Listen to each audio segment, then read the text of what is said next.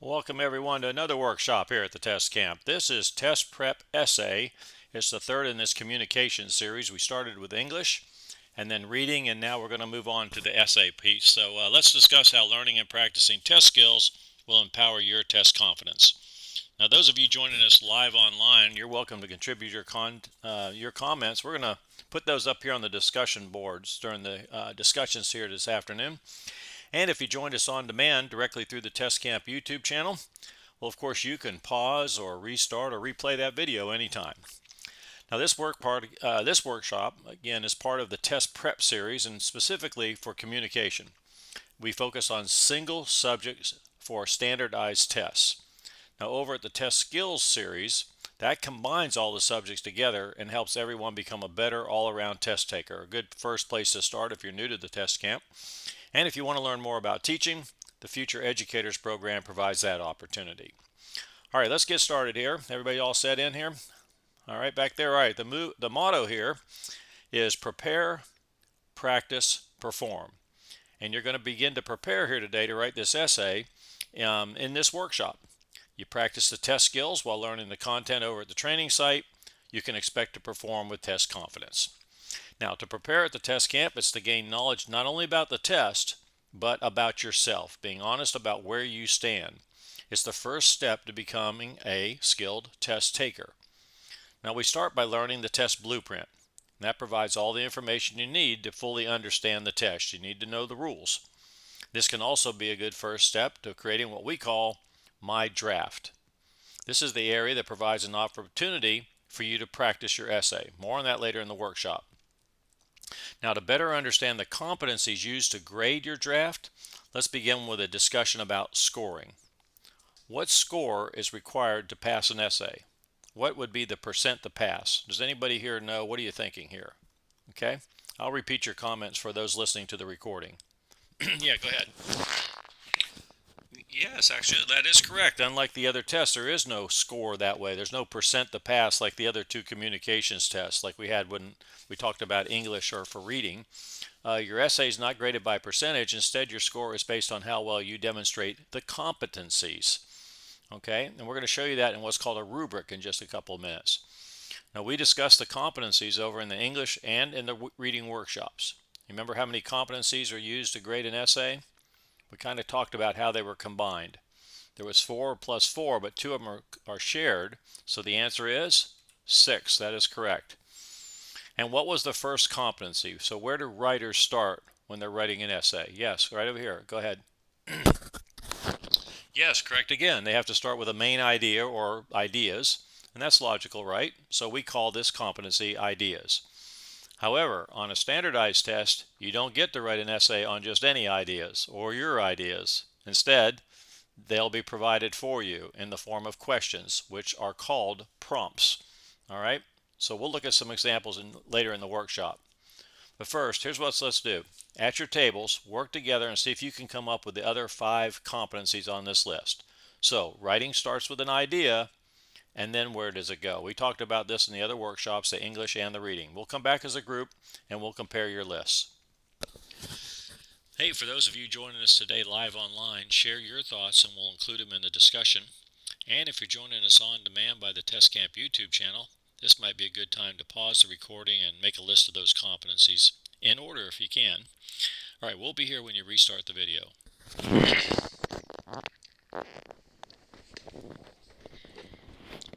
Right, well, it looks like every group is on top of this. What do you got there? The second competency is, that's right, you've got it, purpose. So after you start with your ideas, what you're going to write about, the next step is how. You're going to write with which purpose. Right, and we'll take a closer look at purpose in just a few minutes. The next competency begins with planning the stages or the organization, and that is called structure. How many of you had structure on your list? Yeah, of course. Very good. All right, so this is the next logical step first. First, you get the idea, what you're going to write about. Then you have to have a purpose for writing about it. But then you begin to plan or organize. And again, we're going to call that structure. Then the fourth competency is choosing the appropriate words, which is called, that's right, vocabulary. But let's think about this. What does it mean to say appropriate words? Do you remember from the other workshops? So before we go on, let's discuss this again in your groups here.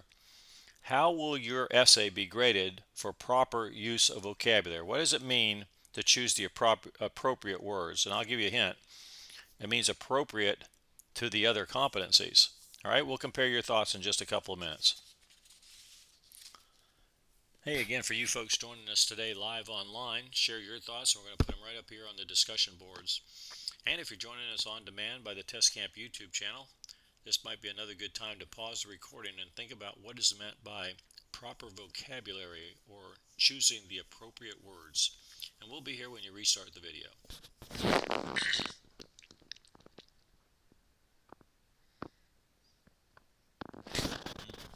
Okay, so we're back up here. You can hear me back there? Okay, I think most of us have it.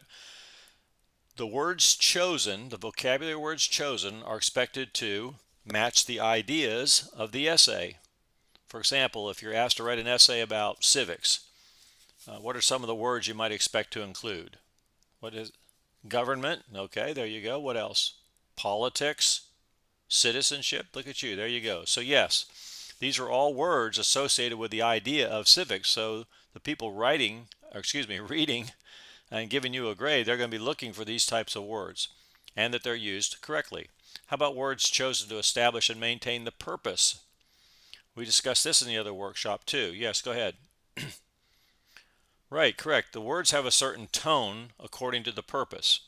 So the purpose can either be argumentative or it can be informative. And we'll discuss purpose in more detail here in just a few minutes too. How is vocabulary choosing appropriate words related to structure? All right, what are the names of the words to help sentences and paragraphs or get organized or stay the same? Anybody know what this is called? Yes, back there. Transition words. There you go. Consequently. We'll look at these words in just a minute. See what I did there? Consequently. So yeah, so what you're doing is you're putting words together, and there's several ways. We're going to talk about that. Okay.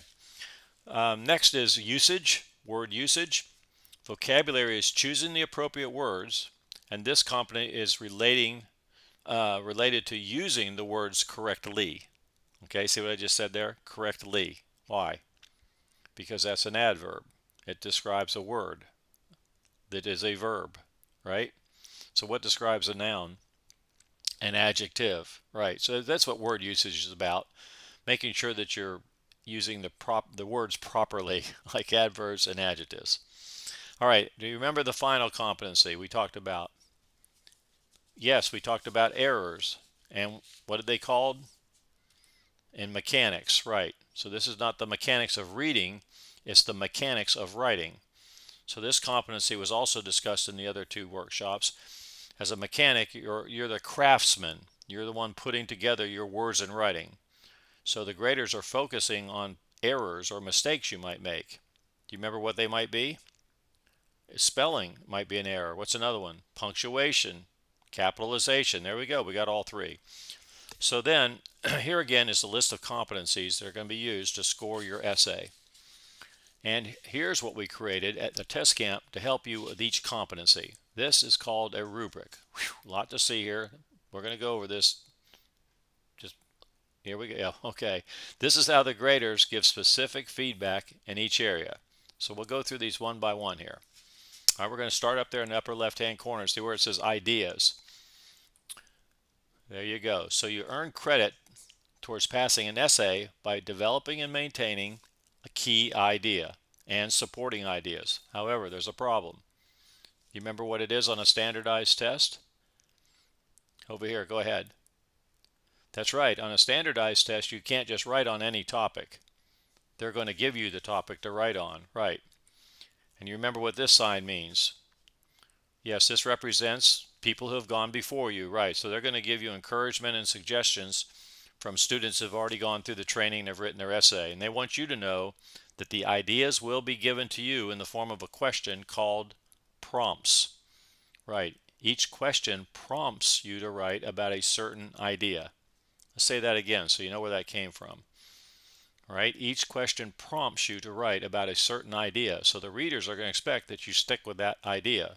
Sometimes you get to select it. Other times they tell you exactly what to write about. All right.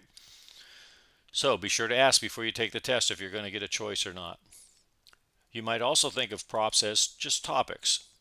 Of course, it's important to understand the prompts. For example, take a moment to read through this prompt, then write down, there at the table, write down what you think is the main idea. All right, we'll come back to this in just a moment. Let me give you a chance to look it through. What do you think is the main idea? All right, let's do another one. What's the writer being asked about here? What are they asked to do? What's the main idea they want you to write about? Yes, go ahead, jot that down. All right, you got them both, right? Prompt 1 and prompt 2. All right, so now we're going to have a discussion at your tables about what you just wrote down there. What was the main idea of each prompt? And we're going to come back as a group and see if we all agree on what was the main idea in prompt 1 and prompt 2. Hey, welcome again. If you're joining us online, live online, share your thoughts and we'll include them in the discussion. And if you're joining us on demand by the Test Camp YouTube channel, this might be a good time to pause that recording and look more closely at both prompts. Seldom are the main ideas identified correctly on the first attempt. So you have the advantage of pausing this video and see if you can get this. We'll be here when you restart the video.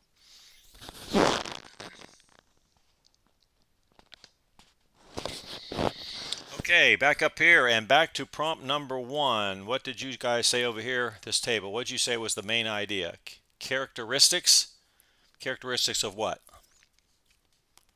Yes, leadership. There you go. So that's the main idea. How many groups here said leadership eventually? All right, pretty much everybody. So we have some honest people over here today said they didn't get leadership. So if given the choice, would you decided you want to write about leadership?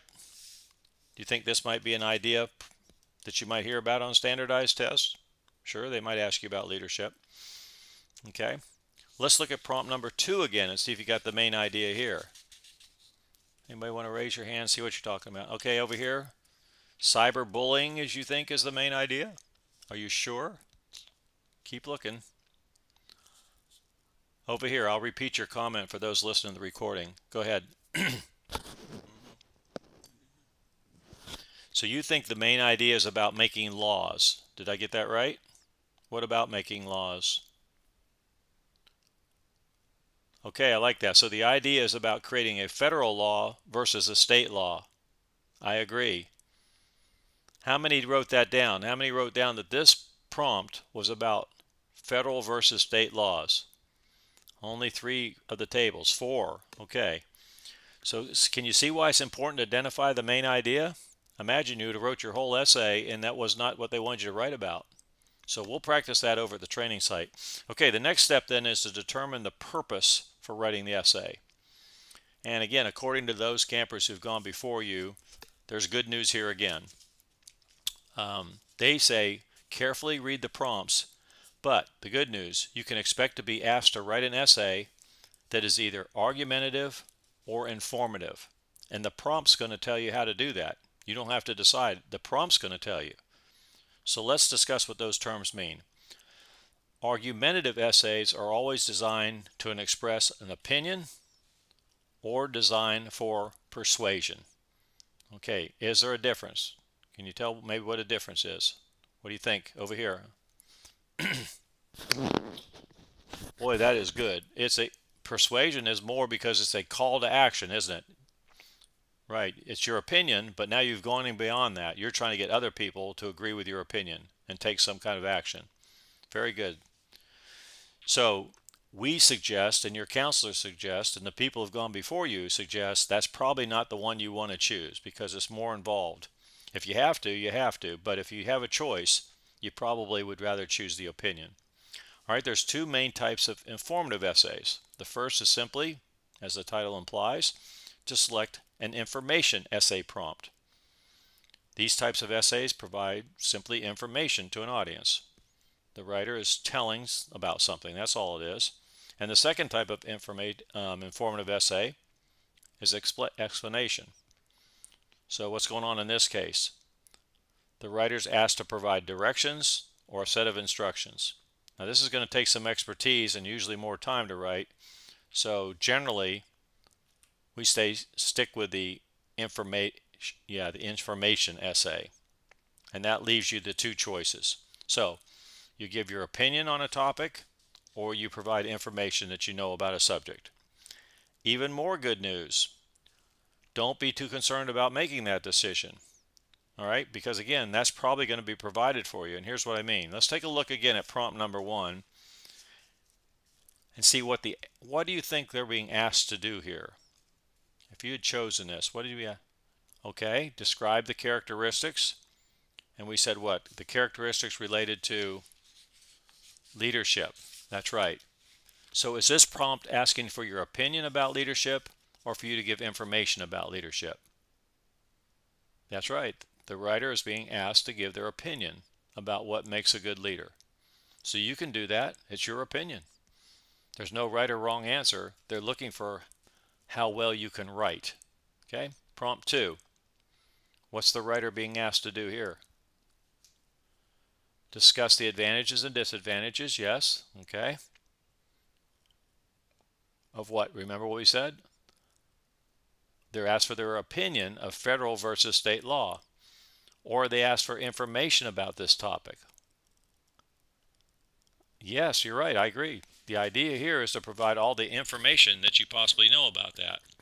And there's more good news. On a standardized essay test, the main focus of the graders, again, is strictly on your writing, not on your expertise. So in either case, when expressing your opinion or providing information, know that the readers are looking for your ability to organize your ideas, which is the third competency called structure. Now, when you consider organization or structure of your essay, as we discussed in the English and reading workshops, you think about how are you going to put this together, right? What is the organization? And usually the first question we hear asked, especially from students, is, well, how long does the essay have to be? All right. So again, those who have gone before you, they recommend reading the directions. But many essays can be organized by writing simply 4 paragraphs. These 4 paragraphs all work together, starting with one idea in the introduction. That shows that you understand what you were asked, the prompt. In the next paragraph, develop your first supporting idea, develop your second supporting idea, and then you go to an conclusion. And be sure that in the conclusion, you include both ideas. All right, there's your 4 paragraphs, all working together to make an essay. And we're not here to teach you how to write an essay today. You have plenty of good teachers that can do that for you. We're just showing you that this is what they're looking for from the reader's point of view. Those are going to give you a grade. Now that essay is going to be logical and coherent, as it says up there in the top, if you're going to get all the points in this category. All right, that's what the graders are looking for, logical and coherent. It's that simple. Very seldom is there a word count. However, some writers insist on making the format longer. They think longer is better for some reason. So if a longer essay is asked for, how do you think that can be accomplished? What do you think you need to do? That's exactly right. You need to add more ideas, or another supporting idea would be a good idea. So they might choose to do it this way, 5 paragraphs. Adding a paragraph that develops that third idea. Of course, now if you do this, each idea has to be addressed both in the introduction and in the conclusion. Now this is getting a little complicated, isn't it? But you don't need to do this. 4 paragraphs is going to be fine. All right, let's move on to the next competency in the scoring rubric, and that was vocabulary. See over there on the left-hand side? So those of you who participated in the English workshop, you might remember the vocabulary is described as the meanings of words, the selection of words or phrases, and conveying meaning through diction and tone. You remember these terms? All right, so go back to the scoring rubric now then. We find word usage and mechanics. These were both discussed in the other workshops. The graders are essentially looking in this case for errors that might be distracting. Okay, so what are some usage errors? Yes, misusing words, exactly what we just talked about, adjective, adverbs, that sort of thing. How about mechanics errors? Do you remember from the other workshop? Capitalization, what else? Punctuation. Right, I think there's one other one. Spelling, that's right. Okay, spelling, capitalization, punctuation. And the errors are expected to be few and insignificant so that there's no interference with the ability to read the essay or understand what you as the writer is trying to say, your ideas and your purpose. All right, so again, this rubric is used here at the test camp to provide feedback for anybody who submits essays to our graders. And what we do is we say a minimum score of 40 out of a possible 60. That's generally where you get this. If there's 10 points for each category, you would need to score an average of 4 across the board. Now, standardized test readers use a very similar rubric, absolutely. All right, let's discuss just for a couple minutes what to expect at the test center on test day.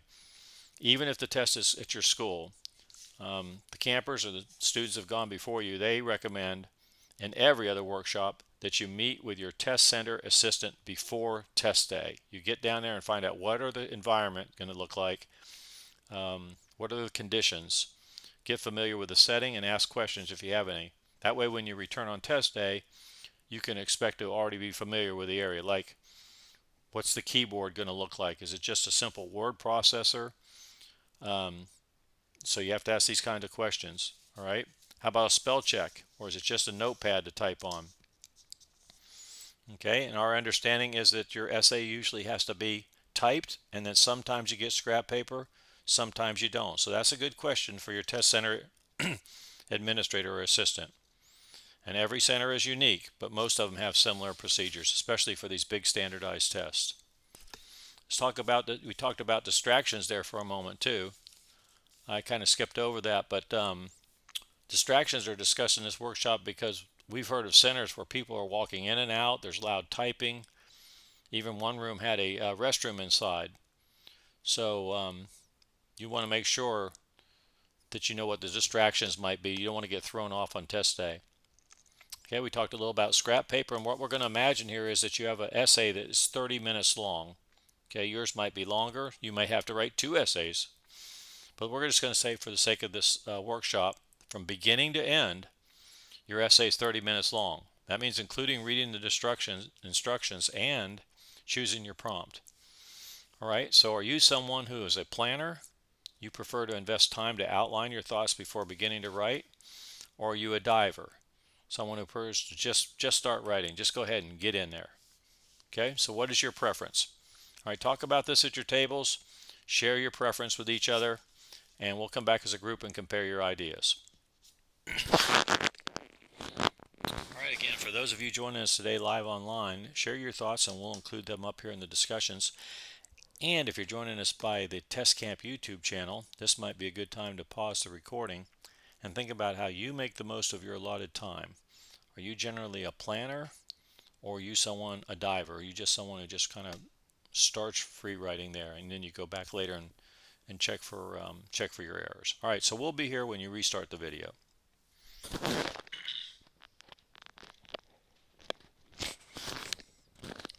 right, good discussion. Welcome back up here. If you've participated in the other workshops, you probably remember that everyone has a personal preference, but making an outline, probably a good idea. And in either case, we agreed here today that writing an essay is a skill. And you can't learn a skill from me talking to you or anybody talking to you, these webinar people. Just listening about skills is not how you do it. Skills need to be practiced. So this is what you want to do, is come here and try to practice these skills. All right, here's a summary of the 5 keys to success from those who have gone before you. So it's just more talk at you, but they just want to try to help you out with these suggestions. Of course, you're going to have to try them out as you practice. First, be sure to keep a consistent point of view. What they're referring to here is the voice use when you write. Okay, stay with it. Whatever you start with, stay with that. Next, be aware of using consistent tests. You know what this is? Tense? What do they mean here? Right. For example, if you start in the past, stay in the past. All right, that sort of thing. Next. Okay, here we go. Subject verb agreement. All right, basic English language skills. Their 4th recommendation is to use a variety of sentences if you can, but only if you're comfortable with your writing skills. Maybe add some questions in there. All right, so that's their first 4 recommendations. The 5th is to be aware of your transition words. And we said earlier we're going to talk about these. Do you know what this means? Words that connect, exactly. Phrases and sentences are connected. So transition words can be thought of in three ways. Did you know this? Watch this. Addition, time, and place. Three different types of transition words. Here's the words related to addition. All right, so the idea is not to use a lot of these words, but if you do use them, be sure to use them correctly. And here's examples of transition words related to time.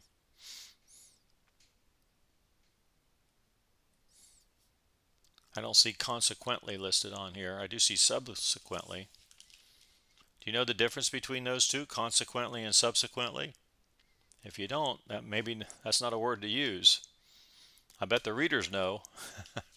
All right, finally, a list of transition words related to place or location. And again, it's okay to use transition words, just be sure that they're used properly. There is one new recommendation we just added to this workshop. Are you often writing by text on your phone? Yes, all the time. And now how's that different from writing text? Yeah, I'll repeat for the people listening in. Yes, you have to use complete sentences, right? What else? Proper grammar, spelling, capitalization, right? There you go. So that's different. So, okay, this is a recommendation from those who have written standardized test essays before you. Many of you are likely writing by text right now more than you're writing text. So you need a bit of practice before you try to write a passing essay. And finally, completing the essay, like we mentioned before, is also a skill. The performance is complete when you've gone back and review your effort. So you have to make sure that you use a little bit of extra time, you plan for that, to check how you represented your writing skills on the scoring rubric. All right? And take the opportunity to read your essay aloud. You do this when you practice. You're going to find all kinds of ways you might want to say that differently, and perhaps a couple errors. And you can even do it quietly to yourself on test day. You've seen people do this. That's what successful writers do. So it's time now to perform with confidence. For you folks that joined us today online, answer the question down there on the bottom of your screen, and you can test your knowledge about writing essays with us. There's no better time than now to empower your test confidence.